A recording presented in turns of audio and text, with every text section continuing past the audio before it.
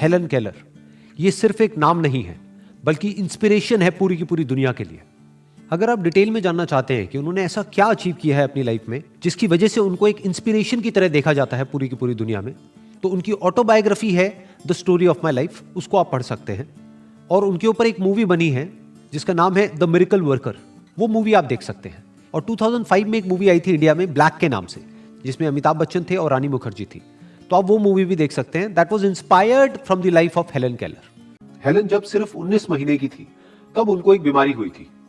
उस बीमारी को प्रॉपर्ली कोई डायग्नोज नहीं कर पाए डॉक्टर्स, लेकिन उसकी वजह से वो पूरी तरह से डेफ ब्लाइंड हो गई, यानी कि ना वो सुन सकती थी ना वो देख सकती थी। उसके बाद उनके घर वालों ने बहुत कोशिश करी कि किसी तरीके से कि उनकी देखने की और सुनने की शक्ति वापस आ जाए। वो बहुत डॉक्टर्स के पास गए, बहुत जगह गए, लेकिन कुछ नहीं हुआ।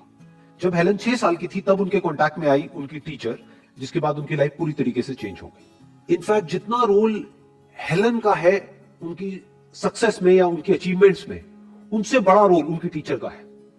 ये जो नेवर गिव अप एटीट्यूड था एक्चुअल में वो एन सेल्वन का था। जो सबसे बड़ा चैलेंज था हेलन के लिए और एन के लिए वो ये था कि किस तरीके से उनको वर्ड्स का मीनिंग समझाया जाए। वर्ड सिखाना इतना बड़ा चैलेंज नहीं था, उस वर्ड का किस ऑब्जेक्ट से रिलेशन है ये समझाना वाज नेक्स्ट टू इम्पॉसिबल, क्योंकि वो सुन नहीं सकती, वो देख नहीं सकती। तो अब कैसे उनको ये बताया जाए कि ये जो आपके हाथ पे जो टच हो रहा है इसको पानी कहते हैं, इसको वाटर कहते हैं। That was the biggest challenge. तो वो जब आप मूवी देखेंगे तो आपको ज्यादा अच्छे से आइडिया लगेगा कि ये कैसे हुआ, ये मिरेकल कैसे हो पाया।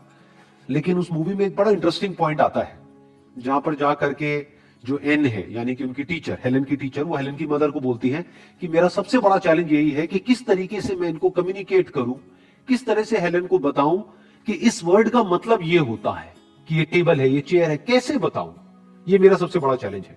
तो उनकी मदर ने उनसे पूछा टीचर से, तो फिर आप ये कैसे करोगे?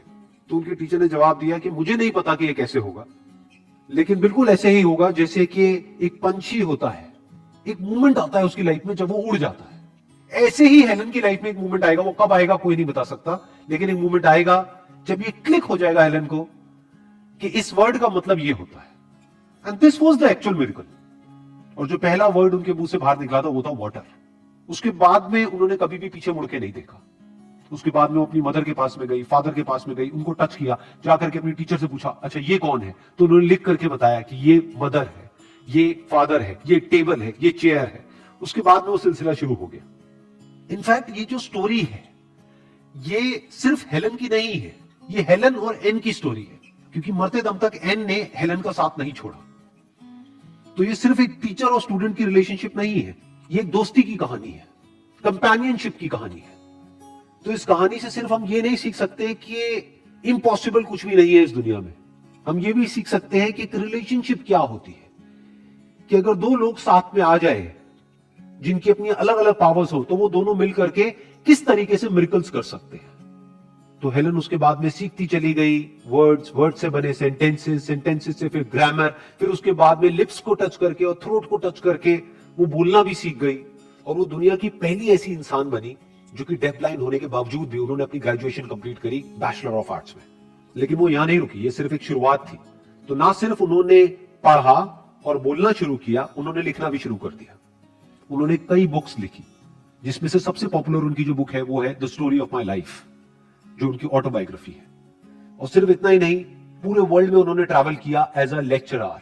सो she was not just a graduate but also an author and a lecturer. ये थी उनकी अचीवमेंट। और कौन है ये इंसान जो कि ना देख सकती है ना सुन सकती है बचपन से ही?